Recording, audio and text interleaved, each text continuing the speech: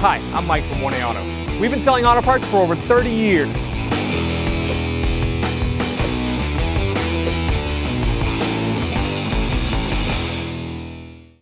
Hey everyone, Sue here at 1A Auto, and today on our 03 Tundra we're going to show you the locations of the fuse boxes, the engine compartment one and the interior one.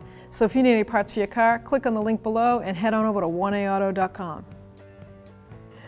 Hood release on this Tundra is located on the driver's side, right at the knee panel.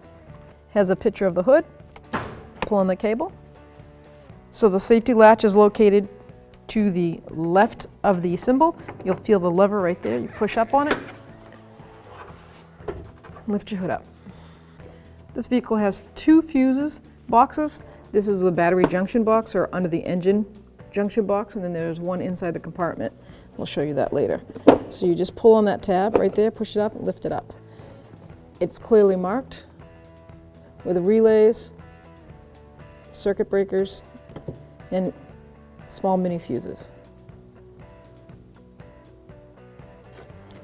Push it down, you just line it back up, snap it down in there. The interior fuse block is located on the driver's side, knee kick panel.